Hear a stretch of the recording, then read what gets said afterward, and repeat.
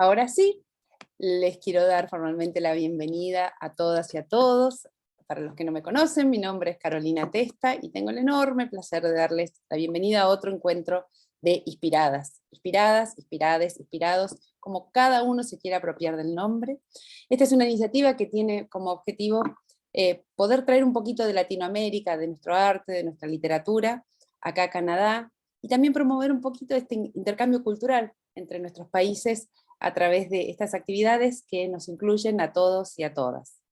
Este es un espacio entre amigos, acá no hay formalidades, es como yo digo siempre para desenchufar un ratito Netflix y disfrutar una charla entre amigos. Algunos tomando mate, otros tomando tecito nada más.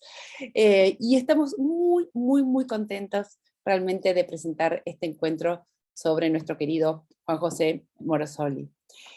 Como muchos saben, Inspiradas es una suma de generosidades, porque tenemos la colaboración de un montón de amigas y amigos que hacen posible esto.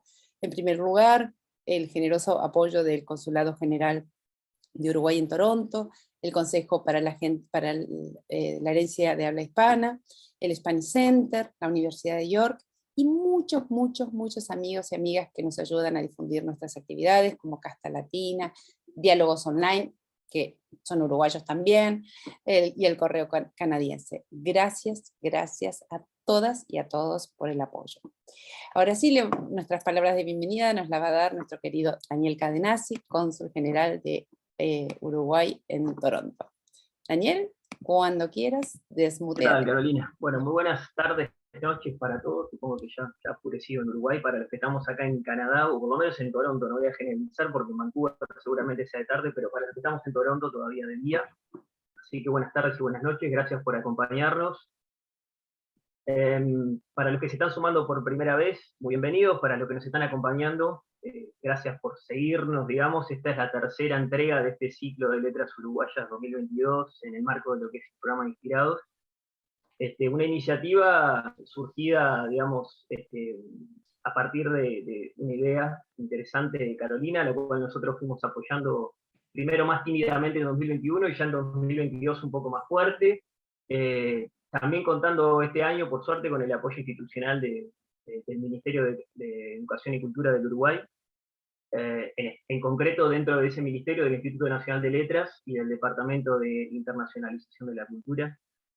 Y estamos muy contentos con la receptividad que esto ha tenido, que nació como una iniciativa, vamos a llamarla canadiense o canadiense latinoamericana o uruguaya, en este caso del ciclo particular, pero que si empezamos a sumar, digamos, experiencias, mensajes y contacto que hemos tenido de personas conectándose desde Asia, Oceanía, bueno, ni que hablar de otros países latinoamericanos y otras nacionalidades, nos congratula saber que la cultura, al igual que otras disciplinas, como puede ser la ciencia, no entiende de fronteras. Entonces, muy contentos por eso, y agradecerle en última instancia en este ciclo puntual también, en esta entrega puntual a Damián por el tiempo y por la dedicación y por la charla que nos va a dar, que seguramente nos abra muchas interrogantes. Sabemos que tiene una agenda apretada, por lo tanto voy a dejar por acá mi introducción y así nos da tiempo para hacerle algunas preguntas o cuestionarlo, por lo menos.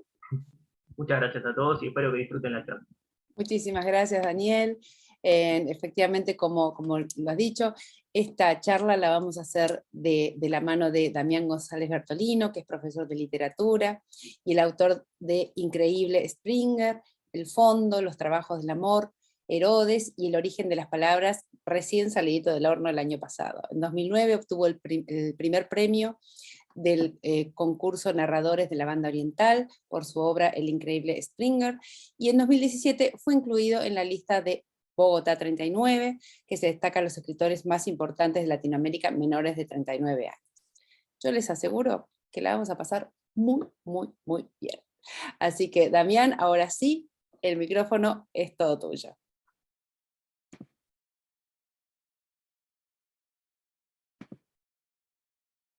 Desmuteate, Damián, porque no te estamos escuchando.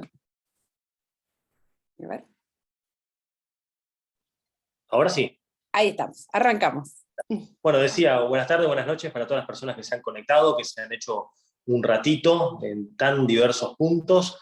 Agradezco muchísimo la posibilidad que me están dando hoy de hablar de uno de mis mayores enamoramientos, por decirlo, de pasiones dentro de la literatura y en particular la uruguaya, que es la figura de Juan José Morosoli y sus cuentos y su obra y su manera de estar en el mundo, que capaz que vamos a comentar eso en un momento. Además de agradecer que me hayan elegido para hablar de este autor, quiero agradecer también en este momento a la Dirección de Cultura del municipio de Bella Unión, en el departamento de Artigas, porque como se darán cuenta, estoy en una oficina pública. De hecho, estoy ocupando en este instante la oficina del director de Cultura de Bella Unión, el escritor, además, Jesús Moraes, que muy gentilmente me prestó su oficina, me dio internet y me puso también la imagen tutelar del gran José Gervasio, que va a estar ahí detrás de mí, marcándome la pisada. Estoy en el medio de una gira de presentaciones de mi último libro, que se titula El origen de las palabras. Entonces estoy en este momento recorriendo el litoral norte uruguayo, entre Paysandú, Salto, estuve también en San José, hoy me toca el departamento de Artigas. Está lloviendo muchísimo, mucha tormenta eléctrica, así que bueno, en medio de este clima nos estamos comunicando. Juan José Morosoli. Juan José Morosoli creo que es uno de...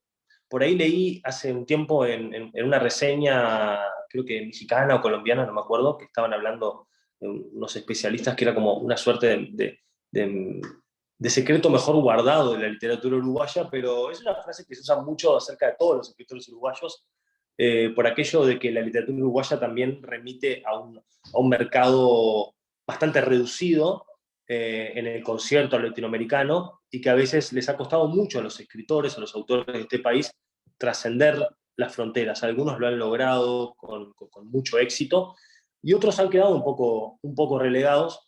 Y yo voy a decir al comienzo un poco de forma provocadora para suscitar un diálogo que creo que Morosoli es todavía al día de hoy, a prácticamente unos 70 años de su fallecimiento, uno de los grandes escritores uruguayos todavía a conocer, y que creo que tendría que ocupar todavía un lugar que no ocupa dentro del panorama, no solamente de la narrativa uruguaya, sino también dentro del panorama de la narrativa latinoamericana, que no ocupa todavía ese lugar, ¿no?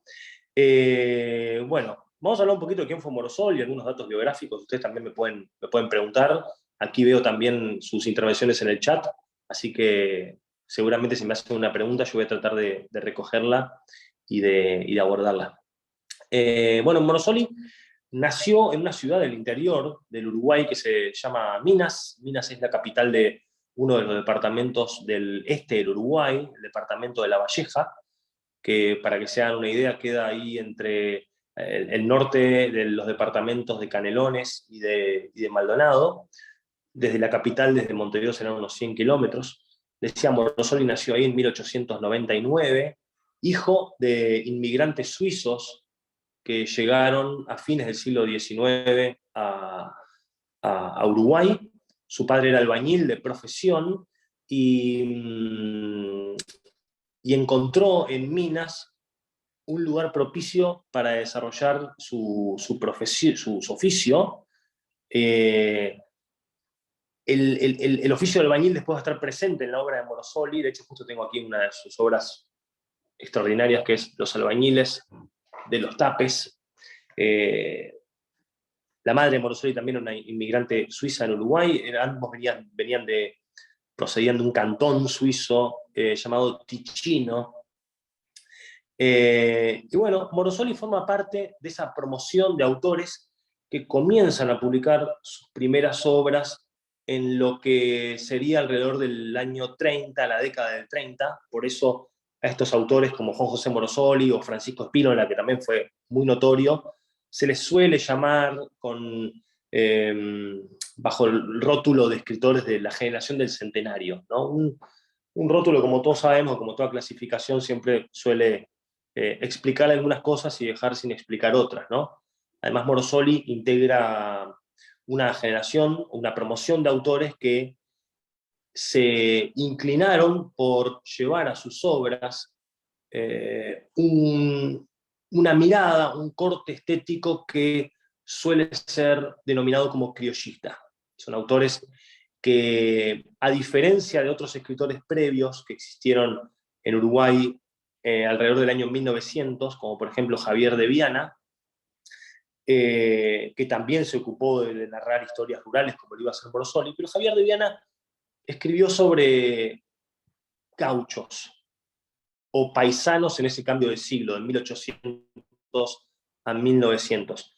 Cuando Morosoli escribe sus primeros cuentos, alrededor de 1931, 1932, el gaucho era un tipo humano que ya no existía en la campaña uruguaya. Por lo tanto, Morosoli va a escribir sobre el paisano, y sobre el paisano en una muy particular coyuntura, en un muy particular momento de cambio drástico en las estructuras sociales, culturales y económicas del campo, que se ha dado a llamar, entre otras maneras, como el éxodo del campo uruguayo, principalmente a las grandes urbes del Uruguay, ¿no? Sobre todo Montevideo y los pueblos y las ciudades periféricos.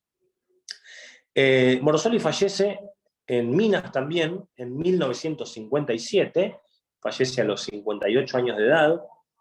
Es decir, estamos frente a un autor que nace, vive toda su vida y fallece en el mismo lugar. ¿Y esto por qué lo recalco? Porque hay una intención muy declarada de Morosoli, incluso cuando él escribe sobre su propia vida y sobre su condición de artista y su condición de escritor, de recalcar que él es un artista apegado al terruño, apegado al suelo que lo vio nacer y que intenta todo el tiempo explicar las particularidades de ese suelo y los hombres y las mujeres que lo habitan. Por eso, esta charla se titula Un retrato del artista cimarrón, porque Morosoli a sí mismo, esto lo expresa en un libro de ensayos precioso que se llama La soledad de la creación literaria, Morosoli a sí mismo se consideraba un artista cimarrón, un artista de tierra adentro, a contrapelo de una determinada línea que empezó a ganar sobre todo a los autores de la generación del 45, como por ejemplo, bueno, Juan Carlos Onetti, los narradores más notorios, Mario Benedetti, ¿verdad? Que empezaban a cultivar una cierta mirada cosmopolita, o empezaban a entender sus obras también en un diálogo mucho más continuo con una literatura extranjera. No sé, pienso por ejemplo en Juan Carlos Onetti, la devoción que tenía por un autor como William Faulkner, que fue muy importante para él, el autor estadounidense. Pienso, por ejemplo, que cuando Mario Benedetti publica Montevideanos, de algún modo resuena el Dublinenses de James Joyce por detrás, en esa intención de querer explicar la ciudad, sus habitantes y sus fenómenos. Bueno, Morosoli, por algo que voy a explicar un poquito más tarde, intenta hacer como un movimiento, digamos, estético, espiritual, para explicar la realidad como diferente, ¿no? Él se repliega un poco más hacia el mundo propio, el mundo del interior uruguayo, de los suburbios de un pueblo del interior, pero esto es muy importante, sin nunca perder el sentido de universalidad de sus historias. Las historias de Morosoli no son historias simplemente pintorescas, no son historias de anécdotas más o menos graciosas o curiosas acerca de acontecimientos del campo, de los suburbios del interior, sino que son historias que realmente trascienden las fronteras y se conectan con elementos de realmente un alma universal. Morosoli, sin embargo, empezó escribiendo poesía, y me voy a detener en algo que generalmente no se menciona cuando se habla de Morosoli, que es su experiencia poética de joven. Normalmente en la adolescencia o en los primeros años es común que muchos narradores hayan incursionado primero en los versos, en la poesía. Morosoli no fue la excepción, y junto a 4 amigos más, entre los que se encontraban Valeriano Magri, Julio César Casas Araújo, por ejemplo, Víctor Dotti, publican un libro colectivo cuando eran unos 20 añeros, estamos hablando de la década del 20, que se titula Bajo la misma sombra. Eran 5 muchachos de Minas que sentían que tenían algo para decir, que se juntaban sobre todo en un café en la capital de La Valleja, en Minas, y sentían que tenían una visión común sobre el paisaje de Minas y de sus alrededores y de la gente que lo habitaba. Y es así que publican un libro colectivo en el que cada uno publica una sección con un título, como si cada uno publicara un librillo dentro de ese libro general. Y Morosoli publica una serie de poemas que se titula Los Juegos. Quizás no tengan un valor poético declarado, a Morosoli no se lo estudia como poeta, no se lo lee como poeta sobre todo, pero de algún modo está el germen de las preocupaciones del Morosoli que va a venir más adelante. ¿Y por qué me quiero detener acá? Porque yo creo que en esa publicación de Bajo la misma sombra, que es previa al primer libro de cuentos de Morosoli que se titula Hombres, nace una mirada, nace una particular mirada. Y creo que es importante detenernos en lo que era Minas en la década de 1920. Porque Minas, en esa década, era una ciudad pujante, que había empezado a crecer muchísimo, sobre todo con el dinero que entraba de la explotación, no solamente ganadera y de la agricultura de los alrededores, quizás más de la ganadera, sino sobre todo de la explotación de las canteras de piedra. Minas, como sabemos, está en medio de una cuchilla, es un paisaje áspero, serrano, y como saben los que han estado en Minas, los cerros se te imponen cuando estás allí. Morosoli decía, Minas es una ciudad en la que cada calle siempre termina en un cerro, siempre hay un cerro mirándote al final de cada calle. Hay un libro muy interesante que yo les recomiendo leer. Preciosa esa imagen, ¿no, Damián? Es impresionante porque la traigo acá a colación porque, a propósito, muy, muy de gusto, porque creo que en un momento estos muchachos que formaban el grupo de Bajo la misma sombra sentían que de algún modo el paisaje los estaba interpelando. Yo tengo una idea, capaz que muy personal, pero y que no la he compartido con casi nadie, es una idea que me vino hace poco, transitando, yo soy muy de la mina, yo vivo en Maldonado y soy muy de recorrer los cerros y ir a Minas y los alrededores, y de algún modo me termino encontrando con paisajes morosolianos y con la gente morosoliana, o con un eco de esos personajes hasta hoy en día. ¿Por qué dije lo del crecimiento ese empujante que tuvo Minas en los años 20? Minas le disputaba incluso a la propia ciudad de Montevideo algunos elementos de la oferta cultural del momento. En Minas había dinero como para querer satisfacer las horas de ocio de los habitantes. Había mucha movilidad de recursos. Incluso se dice que determinadas orquestas de foxtrot, por ejemplo, o de tango, eran contratadas por cafés o por clubes de Minas y ni siquiera pasaban por Montevideo desde Buenos Aires, eran contratadas desde Buenos Aires, cruzaban el Río de la Plata y ni siquiera actuaban en Montevideo, se iban directamente a actuar en Minas. Esto lo señala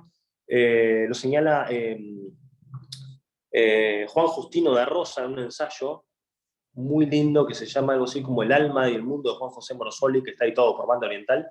Él empieza el libro haciendo un análisis socioeconómico de la sociedad de Minas en la década del 20, que fue cuando Morosoli fue un muchacho. Y creo que es muy importante señalar eso, porque Minas estaba creciendo de una manera que para una ciudad del interior del país en esa época fue bastante raro. Fue un caso muy, muy, muy señalado. Y yo creo lo siguiente, esta es un poco mi teoría, ¿no? Creo que estos muchachos que escriben Bajo la misma sombra,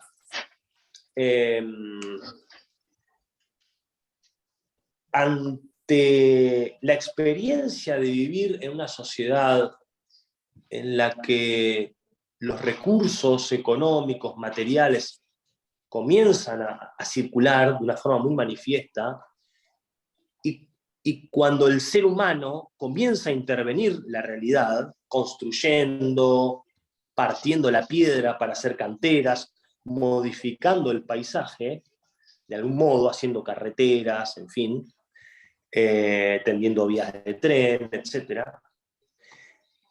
Estos muchachos se dieron cuenta que de algún modo había toda una... Bueno, y ahora suma la ecuación, o sea, pone igual. A ver, dejamos que revise las cuentas. El micrófono prendido por ahí.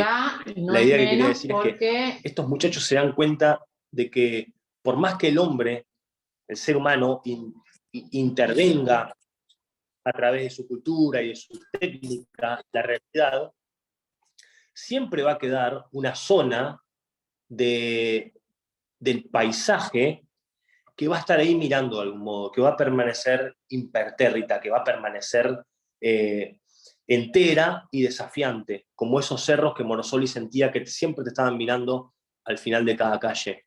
Por eso digo que a mí me interesa mucho en este comienzo reseñar esa actitud de esos muchachos y de ese Morosoli muy joven, porque vemos en esa reacción, ¿no?, frente al paisaje, algo así como el pensamiento de, bueno, podemos cambiar como ciudad, podemos cambiar como sociedad, pero hay cosas que van a permanecer ahí para siempre y que de algún modo nos van a interpelar esas zonas de nuestra existencia, esas zonas de nuestra alma que son radicales.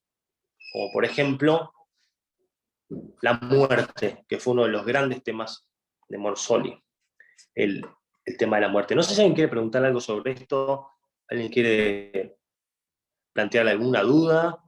Recuerden que estamos dialogando. Acá Dayana dice, perdura casi lo mítico de ese paisaje en Minas. Dicen, más lindo en abril. Exactamente. Y para Morosoli el paisaje comienza a ser un gran problema, porque ¿qué ocurre? Tratando de hacer un esquema más o menos general del asunto, es lo siguiente.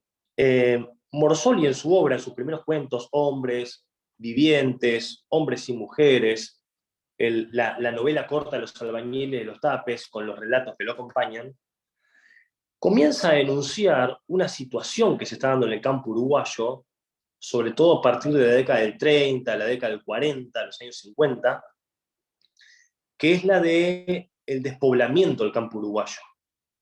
El campo empieza a despoblarse, entonces los suburbios de los pueblos empiezan a formar cinturones de barrios, o las ciudades grandes como Montevideo, empiezan a tener cinturones de personas que escapan de la pobreza y de la necesidad del campo, porque ya el campo no les podía ofrecer una opción de vida razonable,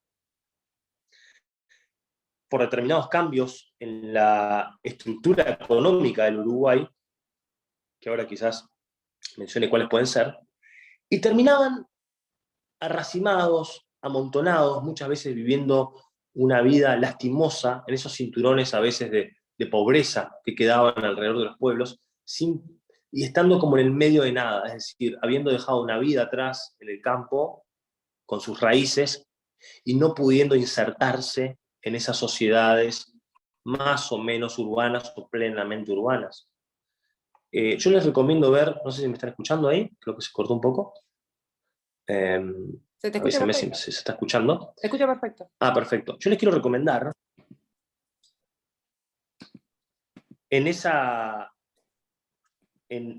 estado de la situación de mucha gente que abandona el campo y que empieza a errar por aquí, por allá, aparece un tipo humano del que se encarga Morosoli, que es el caminante.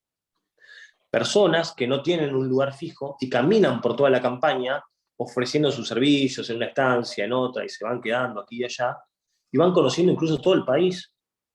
Y a veces esos caminantes terminaban en las ciudades, viviendo vidas a veces lastimosas, en la miseria, porque no encajaban en la nueva estructura social.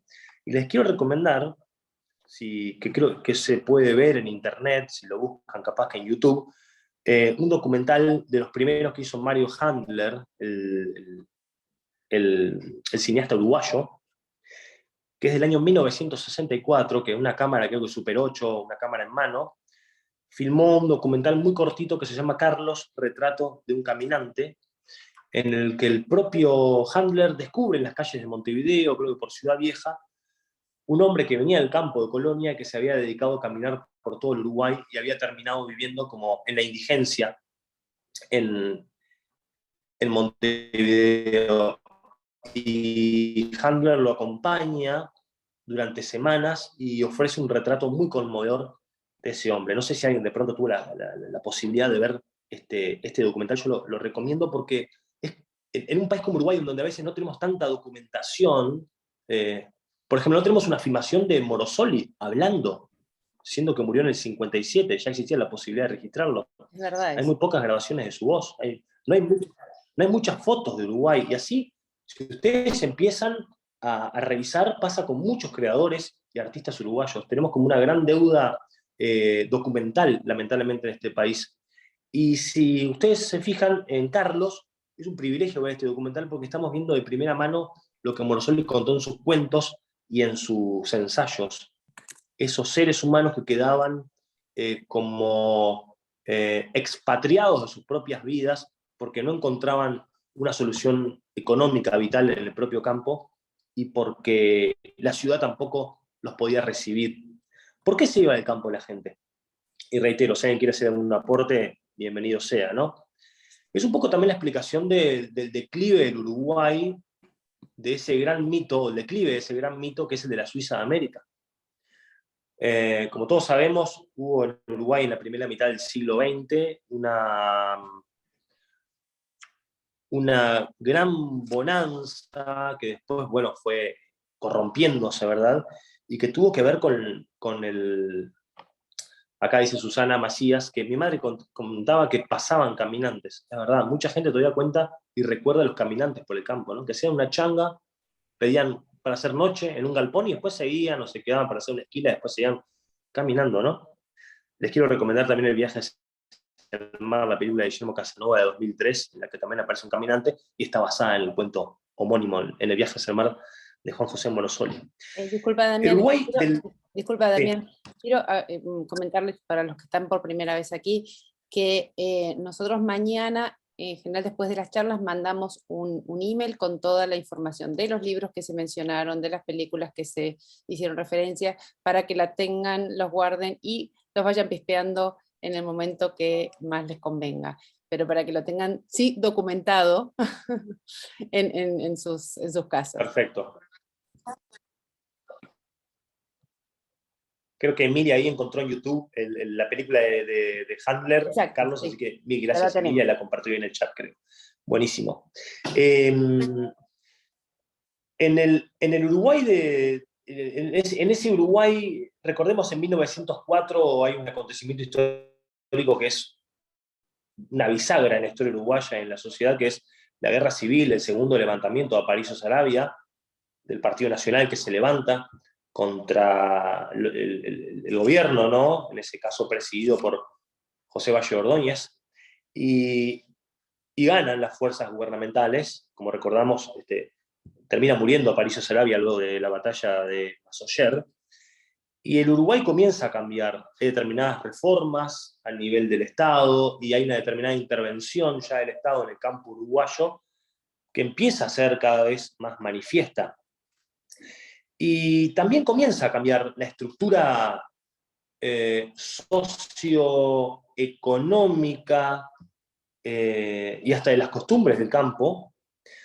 Yo les recomiendo también un libro precioso del maestro Julio Castro, que se llama algo así como La Escuela Rural en el Uruguay, o Historia de la Escuela Rural en el Uruguay, en el que, queriendo, bueno, sentar las bases de cómo la escuela rural en el Uruguay tiene que atender las necesidades del medio, empieza a contar un poco, a grandes rasgos, la historia de la gente del campo uruguayo. Este es un libro que se pueden conseguir por PDF, está liberado, se puede leer en internet.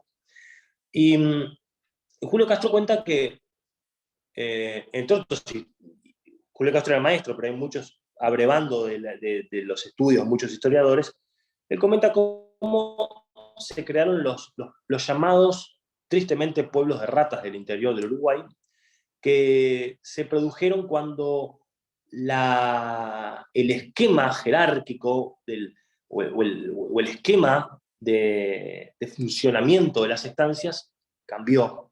Entonces las estancias se modernizaron un poco más, se modernizó un poco más la producción, y esa relación casi paternal que tenían las estancias, cobijando a la peonada, a sus empleados, comienza a cambiar, y mucha gente ya no encuentra tanto esa protección y se termina apartando de las estancias y asentándose en algunos lugares que estaban más o menos no reclamados, y se forman los pueblos de ratas, tristemente llamados así, que Morosoli, por ejemplo, en Los Albañiles de los Tapes hace un retrato de lo que es un nido, un pueblo de ratas, como se le llamaba, que es muy, muy, muy conmovedor, muy crudo, muy duro, cuando estos dos albañiles que llegan a los Tapes queriendo construir un cementerio en el medio de la nada, bueno, necesitan comprar algunas cosas y llegan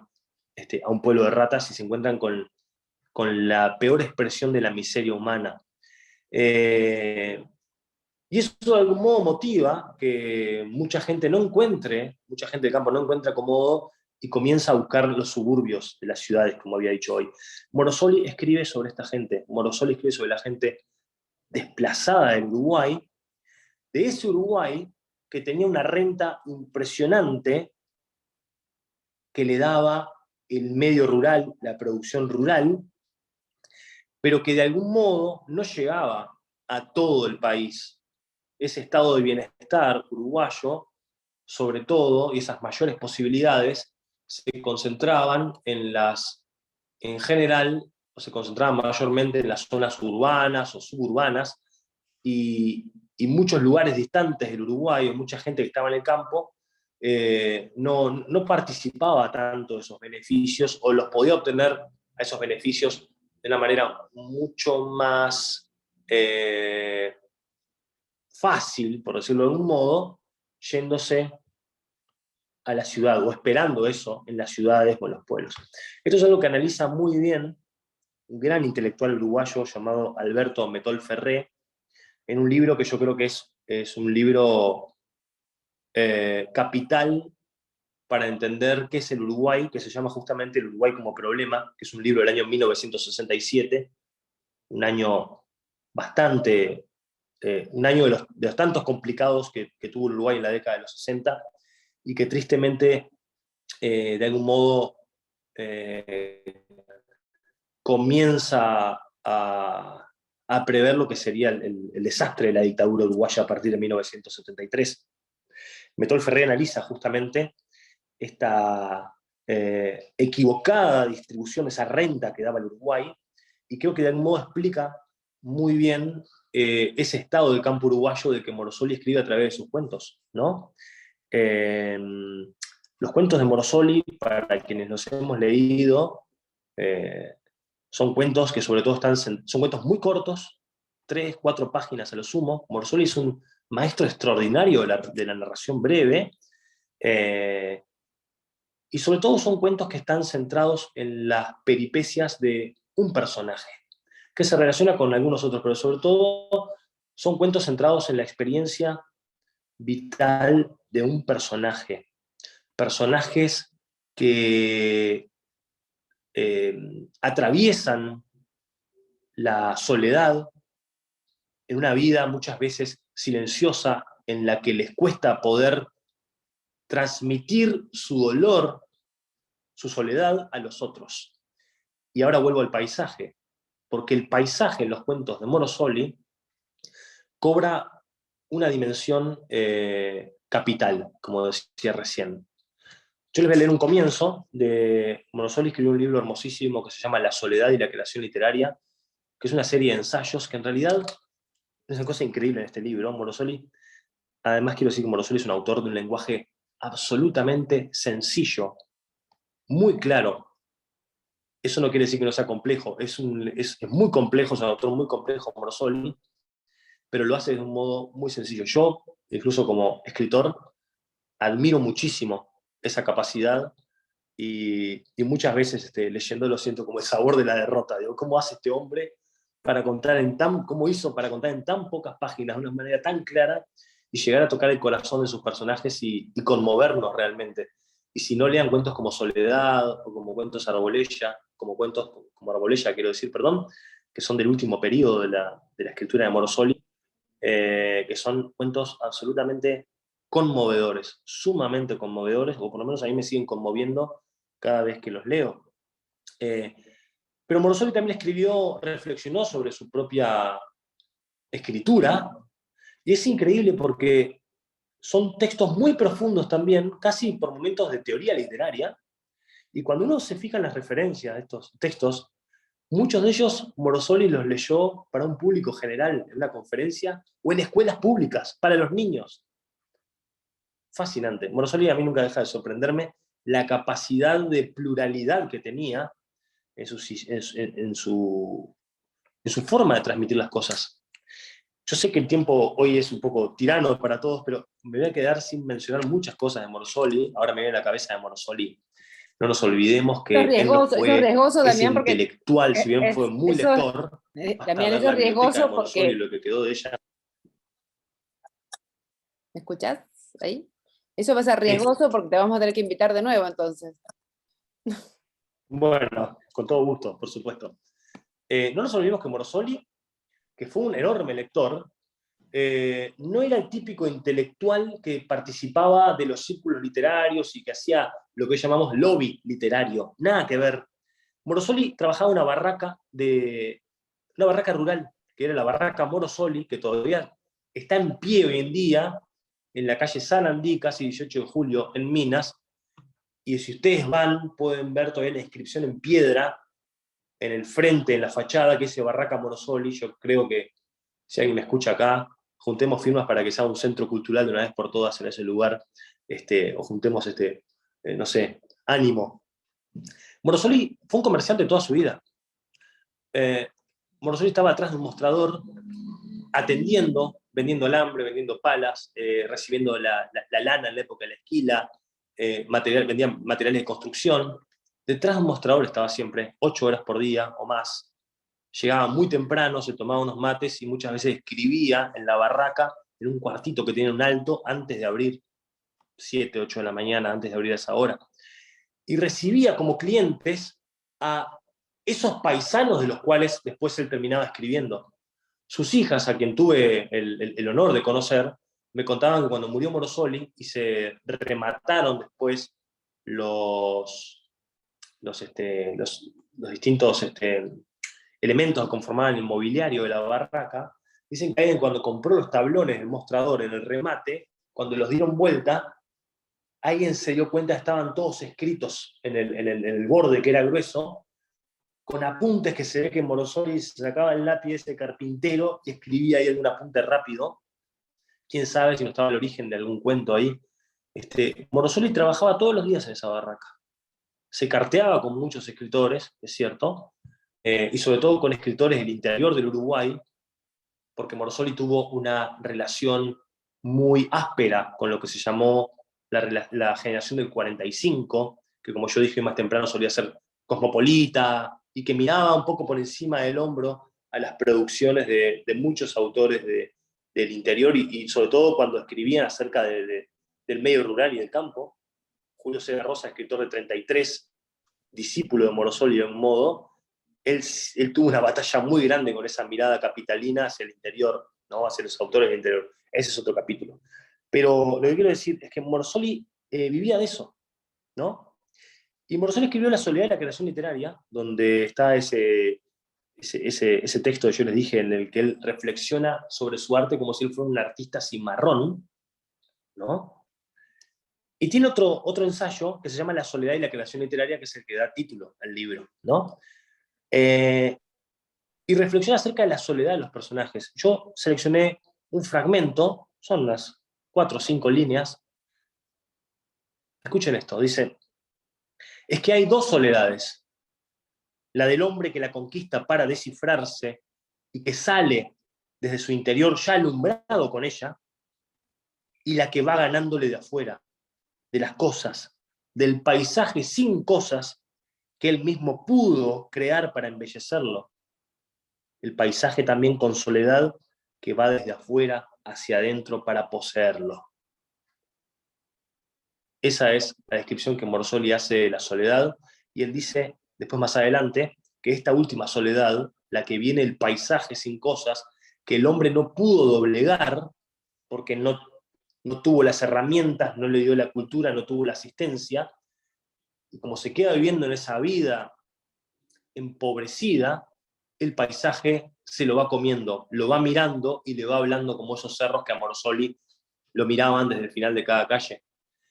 Y esa soledad es la que termina dejando al hombre sin palabras, y para Morosoli se terminaban transformando esos hombres y esas mujeres en vivientes, como decía él. Es decir, no personas vivas, sino seres humanos que lo que hacían era vivir, o nada más que vivir, o como dice un personaje de Morosoli, un narrador, en un cuento, utilizando una expresión muy cruda, muy dura, pero creo que muy gráfica, pedazos de carne bautizada. Y acá es cuando encontramos a Morosoli como un escritor que es un autor de una literatura de denuncia, como quizás hubo pocos en Uruguay, y al día de hoy me sorprende mucho cómo determinados sectores intelectuales y o políticos, que, y muy bien Emilia, eso se ve muy bien en el cuento del campo, ya voy a ese cuento, eso se ve, y a mí me sorprende hasta el día de hoy como muchos sectores culturales o políticos que tienden a denunciar las condiciones muchas veces vulnerables de la gente, todavía no se han terminado de apropiar de la obra de Morosoli y de ver en su obra una obra radicalmente política, no politiquera, no política, no político partidaria, sino política en el sentido más profundo de la palabra, ¿no? Casi aristotélico, de una reflexión acerca de lo que es el arte de vivir en la sociedad y el arte de atender los problemas de las estructuras sociales. Creo que en ese sentido Morosoli es uno de los grandes escritores políticos del Uruguay. Recién Emilia, de una forma muy oportuna, mencionó el campo de Juan José Morosoli. Es cierto, les recomiendo leer ese cuento. Es uno de los cuentos más extraordinarios para mí de Morosoli, que es la historia de un hombre que empieza a apropiarse, es un hombre que vive solo, y que vive con un ayudante, que es como una especie de un hombre de raza negra que vive con él, ¿no? Y que es como un ayudante, compañero, hay una forma, como una zona difusa ahí en la relación, porque no tiene a nadie, y ese compañero, que es una suerte de subordinado económico, empieza a ser la única persona que tiene en el mundo. Y este hombre, que se llama, si no me equivoco, Correa, este personaje, empieza a comprar tierras. Va a un escritorio, levanta plata y le ofrece tierras a personas que están pasando muy mal económicamente. Hay una escena muy conmovedora en el cuento, en el que se muere un hombre que es padre de familia, y su esposa y sus hijas quedan solas, desamparadas, porque no saben qué hacer con la tierra y hay muchas deudas. Entonces Correa, en un momento del cuento, una escena muy, muy contundente, dura, les ofrece un dinero, las mujeres están llorando la pérdida del hombre, de su padre, de su marido, y Correa las destrata totalmente y le saca un precio de la tierra y dice, bueno, pero mañana ya se me van, y el ayudante de Correa dice, pero ¿dónde van estas pobres mujeres? Y dice algo así como al pueblo de los Pelaus, donde van los Pelaus, dice, ¿no? Que serían como esos pueblos de ratas, de algún modo también, ¿no? ¿Dónde van a ir con esos pocos pesos que tienen ahora? Porque tienen que pagar gran parte de la deuda con este dinero. Y lo que decía Emilia es que en un momento este hombre, que tiene campos y campos y campos, empieza a sentir que el campo le está hablando. Siente que el campo le habla y le dice cosas, y lo empieza a acusar de la vida que ha llevado, de soledad, de no confraternizar con nadie, y empieza a volverse loco, y un día lo encuentra en una determinada condición terrible, el ayudante que él tenía. disculpen a alguien si conté todo el cuento, pero creo que los cuentos de Morosoli se Permiten el spoiler, no te preocupes. Sí, yo creo que sí. Yo creo que yo estoy curado de eso, ¿no? Yo creo que la gran literatura soporta cualquier adelantamiento del argumento que se quiera hacer, en ese sentido. Y creo que Morosoli no es la excepción. El campo es un cuento en el que justamente aparece de una manera muy manifiesta esa idea. Bueno, quiero de algún modo sintetizar algunas cosas, yo creo que me quedan muchas por decir, como para también tener unos minutos para hablar con ustedes, para que puedan hacer una pregunta o comentar algo. Estos son los personajes de los que habla Morosoli, y quiero terminar con dos cosas. En este esbozo del autor, ¿no? ¿Por qué Morosoli un artista cimarrón? Siempre me llamó mucho la atención eso. Él da algunas claves, ¿no? Él dice que de algún modo, más que un escritor, eres un cronista de almas, como lo llamó Mario Benedetti en un ensayo precioso sobre él, quizás de los ensayos más justos que un autor de la generación del 45 hizo sobre Morosoli. Pero Morosoli se define como un cronista a secas, alguien que anda por ahí, escucha, ve y traslada el papel. Solo un artista puede trasladarlo como lo traslada él. Pero yo juzgo que Morosoli hace una cosa muy interesante. Por lo general los autores, las personas que escriben, reciben influencia de otros autores, los que gustan mucho, ¿no? Y dialogan con los grandes relatos, y dialogan de algún modo con otras obras. Eso, por ejemplo, se ve en un autor de la generación de Morosoli, que es un gran autor, que es Francisco Spínola. Por ejemplo, si uno lee cuentos como por ejemplo Rodríguez, o María del Carmen, o El hombre pálido, uno encuentra resonancias, por ejemplo, de la tradición bíblica, de cierta literatura de corte social o socialista que se estaba escribiendo en la época. No digo que eso no aparezca en Morosoli, pero Morosoli hace una operación, creo yo, inversa. Morosoli siente que en realidad su influencia, digamos, literaria, por llamarlo de algún modo, no va a dejar de ser nunca la misma realidad acerca de la que está escribiendo. Es como que a Morosoli es un autor que no le importa hacer homenajes más o menos claros acerca de otras literaturas, no le importa, si bien hay puntos de contacto, por supuesto, ¿no? Pero hay como Morosoli una gran intención de hacer una operación hacia adentro del mundo de sus historias, y que sean de forma mayúscula el gran apoyo a las historias, ¿no? Creo que hay una operación ahí muy particular, ¿no? Morosoli, más que querer dialogar con otros autores, quiere dialogar con su mundo narrado y con sus personajes de una forma muy manifiesta, muy marcada. Y creo yo, es mi percepción, que es por eso que los personajes de Morosoli se nos vuelven a veces tan vitales y tan entrañables. Quiero hablar de la muerte de Morosoli al final, porque me parece un episodio muy conmovedor, pero también muy revelador. Morosoli murió a finales del año 1957 en Minas. Me contaron, una de sus hijas me contó que estaba de paso por Aiguá, visitando justamente a sus hijas, una se había casado y se había ido a vivir a Aiguá, en el norte del departamento de Maldonado, que Morosoli empezó a sentirse mal, descompensado, y que decidieron llevarlo a Minas, y a los 2-3 días murió de un problema, creo que cardíaco, el 29 de diciembre de 1957, ahí entre las dos fiestas. Se sabe que causó una conmoción profunda en la ciudad de Minas su muerte, porque era muy, muy querido. Y Juan Carlos Sonetti escribe una cosa muy bonita en las páginas de Marcha, escribe un obituario sobre Mario Benedetti, señalando, muy conciso pero muy, muy, muy bonito, ¿no? ¿Qué escritores leía Morosoli?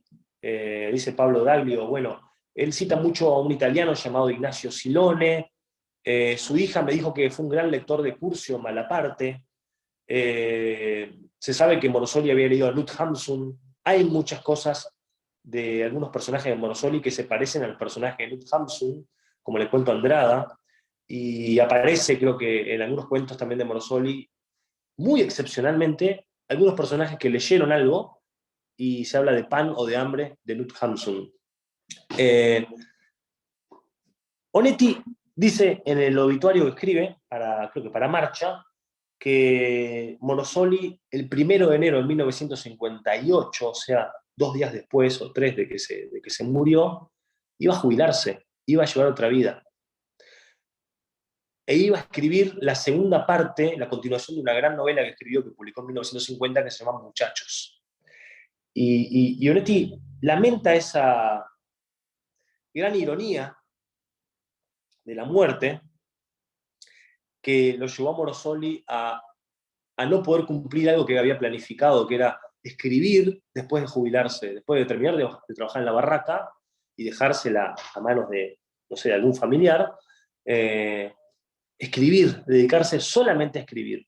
Pero aquí que charlando con las hijas de Morosoli me enteré de algo más. Morosoli tenía 3 proyectos para el año 1958, al que no llegó por 3 días. Uno sí era escribir la segunda parte de la novela Muchachos, que algunos piensan que se iba a llamar La Estancia o El Camino. Es como una especie de santo grial de Morosoli. Hay quienes dicen que no, que ya la había escrito y que está por ahí entreverada en sus papeles, o que una parte, después hay investigadores que dicen que no hay constancia de que la haya empezado a escribir. Ese era un proyecto de Morosoli. Sus hijas me dijeron que tenía 2 proyectos más. Uno era mudarse frente al mar, vivir en un pequeño balneario del departamento de Canelones que se llama La Floresta, donde había adquirido una casa que creo, si no me equivoco, que hasta el día de hoy la familia la mantiene. Recordemos que uno de los últimos cuentos que escribió Morosoli es El viaje hacia el mar, del que se hizo una película que recién dije. Y Morosoli de algún modo también quería viajar hacia el mar y quería escribir y estar frente al mar, que como dice un personaje del viaje de ese cuento, dice, es una cosa que no me puedo explicar, decía, ¿no? Frente a ese misterio, como dicen los personajes del viaje en el mar. Y el otro proyecto que tenía Morosoli era viajar por primera vez a través del Océano Atlántico y conocer Ticino, el lugar donde habían nacido sus padres. Morosoli solamente viajó 2 veces, hizo 2 viajes largos en su vida. Viajó a Buenos Aires, creo que más o menos en los años 30, cuando integró una comisión para repatriar los restos de Horacio Quiroga. Hay unas fotos en el puerto de Montevideo donde él está en esa comisión recibiendo los restos de Quiroga. Y después, miren, viajó a una ciudad cercana, en Brasil, cercana a la frontera uruguaya, ahí en Río Grande do Sul, acompañando a las chiquilinas de un club de patín de Minas, donde quizás tuviera la hija, ¿no? Bastante tierno, ¿no? Son los 2 únicos viajes que hizo Morosoli en su vida. Y el otro viaje que estaba proyectando era el de cruzar el mar, con todas las implicaciones simbólicas que ustedes creen que puede tener, ¿no? Y además conectarse con sus raíces en Ticino.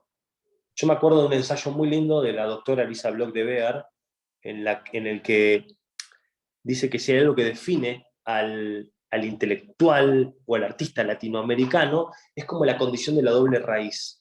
Es decir, esa raíz de tu propio terruño, que Morosoli abonó, alimentó en sus historias, y esa otra raíz que te viene de la lengua, que te viene de las costumbres de la lengua. Y Morosoli falleció cuando fue a atender ese otro llamado de raíz más allá del océano, en el cantón suizo de Ticino. La muerte lo sorprendió. Y creo que es algo, es un hecho en el que no puedo dejar de reflexionar en las implicancias de la muerte de Morosoli. Morosoli tenía un concuñado que también era escritor, un gran autor llamado Santiago Dossetti, también de Minas. Santiago Dossetti y Juan José Morosoli estaban casados con 2 hermanas, ¿no? O sea, la esposa de Morosoli era la hermana de la esposa de Dossetti. Y bueno, parece que Dossetti y Morosoli chocaban cada tanto, ¿no? Si bien eran colegas bastante cercanos, entre familiares, políticos y colegas de letras. Y en una conversación, Dossetti le increpa a Morosoli que en sus cuentos los personajes se pasan muriendo, siempre se mueren. Y termino, por lo menos mi parte acá, con la contestación que Morosoli, un poco sonriendo, le hace a Dossetti, le dice, querido Santiago, es que la gente se muere.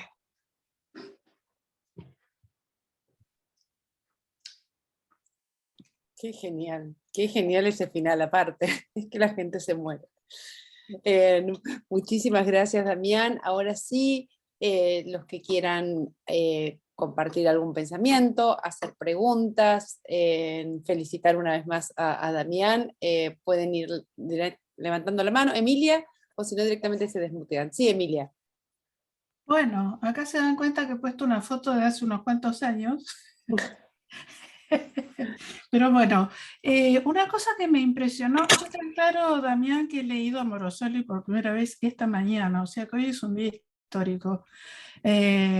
Como siempre se dice, tengo la gran felicidad de no haberlo leído, por lo cual ahora puedo dedicarme a leerlo. Te envidio en ese sentido porque lo vas a descubrir ahora. Es un estado de gracia, porque además me dejó completamente maravillada. ¿Sabes qué?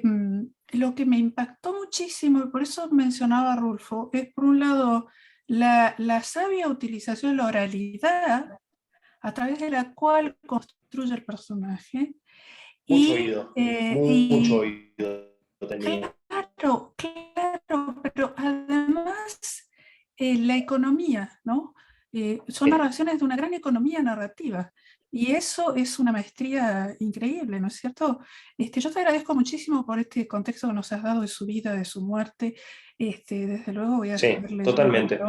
Ese es el término. La economía narrativa. Exacto. Bueno, te iba a preguntar qué autores leía, pero hay director de la editorial Ediciones La Banda Oriental, una de las editoriales señeras en Uruguay.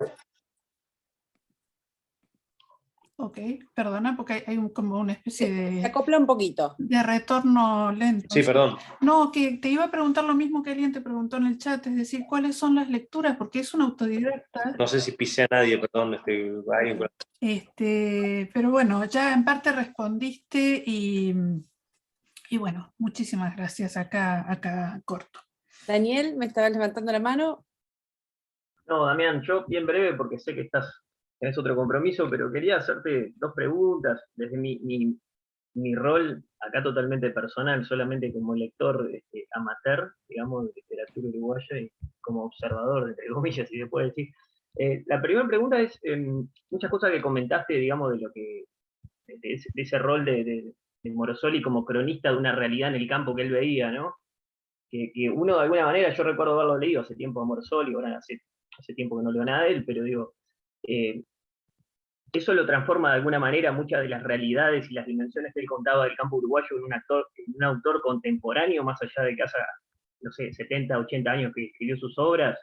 Quizá la pregunta no tiene relevancia desde el punto de vista de clasificarlo en sí como contemporáneo o no, pero digo, muchas de esas realidades, salvando las distancias de los años, se mantienen, pareciera hasta el día de hoy, ¿no? El tema de no sé, el tema del vaciamiento del campo, la dualidad campo-ciudad en Uruguay, el tema del cambio de la estructura productiva genera capaz que vacíos emocionales en algunos actores que trabajan en el campo, digamos. Esa era una primera interrogante, así, no sé cómo la veías también. Se me fue, Damián, no sé, ¿está conectado? No, estoy acá, ¿me ven ahora? Sí, ahora sí. No, y la segunda es, que ya supera un poco a tu charla sobre Morosoli, pero de las tres charlas que tuvimos, los encuentros de este ciclo, que eran Morosoli, Lebrero y Armonía Sommer,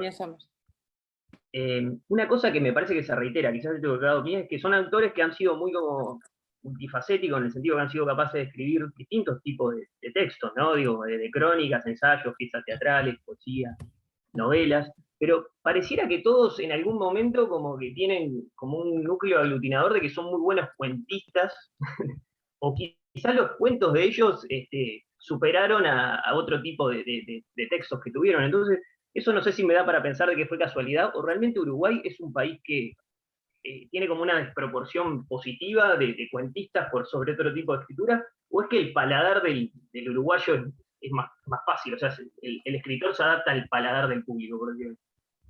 Sí, bueno, en un momento los del 45 se preguntaban por qué, por ejemplo, en Uruguay no había novelas tan largas como en otros países, en otras literaturas también, ¿no? Eso sería como para otro debate. Y sí, hay una gran tradición del cuento en Uruguay, Quiroga, Javier de Viana, Morosoli, Spínola, Benedetti, ¿no? Pero recuerdo lo anterior que dijiste, yo me disculpo porque estoy como en los últimos minutos, porque estoy en Bella Unión porque es la presentación de mi libro ahora en breve, pero me quedo con algo que dijiste acerca del vaciamiento del campo uruguayo, y Morosoli sigue siendo actual cuando uno recorre las rutas y los caminos vecinales de este país. Hay un personaje de Morosoli, hay un cuento que les recomiendo leer que es estupendo, que se llama El largo viaje de placer, está en el libro El viaje hacia el mar, que son dos paisanos que van recorriendo en un camión, van como de Minas a Rocha, y en un momento se bajan del camión ahí a estirar las piernas y ven que no hay nadie, y el copiloto le dice, pa, mucho campo y ni un alma, ¿no? Y Tertuliano, que era el dueño del camión, y que se sentía un poco como el doctor, porque se sentía por encima de su compañero por ser el dueño del camión, le decía, bueno, miren, Niceto, la gente está, créase, lejos, pero está. Como diciendo, ¿no? También es casi como un programa emocional de nosotros, ¿no? Y en un momento sigue el diálogo y dice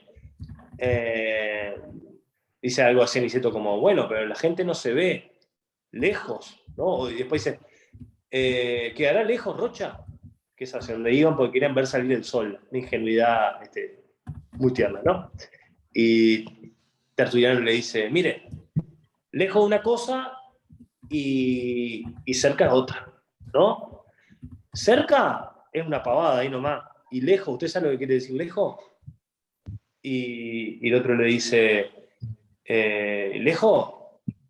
Dice, lejos es un misterio, le dice, una cosa así, ¿no? Esas reflexiones que siempre tenían los personajes de Morosoli, que parecían como al pasar, muy cándidas, pero cuando uno las sopesa y las lee dos veces, son una declaración de principios sobre la existencia, ¿no? Damián, sabemos que tenés que ir, pero dos cositas, quedémonos unos 3 segunditos más, que hay algunos anuncios, lo tengo a Sebastián con la mano levantada también, y que acaba de compartir algo muy lindo. Gracias de corazón por este tiempo, sabemos que estás en plena gira de tu libro, gracias por tu generosidad, por tu buena onda en toda la previa de este encuentro. Hay muchísimos mensajes de felicitaciones y gracias de corazón. Esperamos tenerte muy pronto nuevamente en Inspiradas, compartiendo más letras uruguayas. Gracias, en serio. Muchas gracias y les mando un abrazo enorme desde acá, este rinconcito del extremo norte del Uruguay, acá un pasito de Brasil y otro pasito de Argentina. Desde allá. Gracias y mucha suerte. Chao, chao. Que pasen bien. Muchas gracias. Gracias. Nos vemos. Gracias. Sí, Sebastián. Muchas gracias. Gracias, Damián. Estuvo muy buena la charla y justamente, mirá qué casualidad, el sábado que viene voy a hacer 2 recorridos por el barrio olímpico, que le dicen el barrio de Morosoli, porque él formó parte de la comisión de fomento y lo promocionó, sí, claro. Y está en la escuela número 7, Juan José Morosoli. Yo di clases en el Liceo 2 de Minas, que era el barrio olímpico. Ah, claro. Yo dije que viví un año en Minas porque no había horas para trabajar en Maldonado, cuando yo era un profesor muy nuevo, y surgieron horas en Minas, y me mudé un año a Minas, y de algún modo fui como tras los pasos de Morosoli, investigué, hablé mucho, en fin. Ah, claro. Sí, bueno, y ahí en ese barrio hay determinados hitos vinculados a la vida y a la obra de Morosoli, y bueno, hay un mural del arenero que está en el libro Perico. Sí. Bueno, hay algunas fotos de la casa que construyó Morosoli con el padre, que era albañil, como tú dijiste. Exacto. Bueno, yo pasé, no se veía el archivo en Ni el dijimos chat. todavía que Morosoli no había terminado la escuela, hizo 5 años de escuela, ¿no? Nos quedó ese dato hoy. Nos quedó este dato hoy. Sí. Bueno, Damián, definitivamente vas a tener que volver. Creo que Sebastián quería terminar su idea, perdón, Sebastián. No, que se hace ese recorrido que yo pongo ahí en el chat, voy a poner las redes sociales donde se hace esa difusión, que fue una postulación a ventanilla abierta del Instituto Nacional de Letras que lo apoyó. Perfecto. Buenísimo. Muchísimas gracias, Damián. Les recordamos a todos que para lo que hicimos los avisos parroquiales, que el próximo mes de mayo vamos a estar presentando la parte de artes visuales de Inspiradas con el Museo de la Mujer de Costa Rica. Le toca a las chicas de nuevo en mayo. Vamos a tener también a Eugenia Sicabo hablando también de mujeres contemporáneas en las letras. Y la primera quincena de mayo no vamos a tener encuentros porque tenemos una noticia muy linda, que es que Inspiradas se va a la Feria del Libro de Buenos Aires, así que estamos muy contentos con el evento. Para los que estén cerca de Buenos Aires, estaremos felices de encontrarnos allá a presentar una gran poeta canadiense que es Nicole Brossard, y pergeñando nuevos encuentros de literatura, de artes visuales, y muchas cosas que tenemos preparadas de acá a julio, y después arrancamos de nuevo en septiembre. Gracias a todos y a cada uno por acompañarnos, es un placer tenerlos siempre, con generosidad, con buena onda, y bueno, de algún modo, el mejor regalo es cuando nos dicen, no conocía a tal o cual escritor, y ahora de algún modo inspiramos a estas nuevas lecturas, estas nuevas miradas. Es el mejor regalo que nos podemos llevar. Así que, como les digo siempre, a leer, que la vida es corta y la pandemia es larga. Chao. Muchas gracias. Chao, Damián. Muchísimas gracias. Chao, gracias, Daniel, por acompañarnos. Muchas gracias. Gracias. Muchísimas gracias. Muchas gracias. Chao, muchísimas gracias. Chao. Yo le puse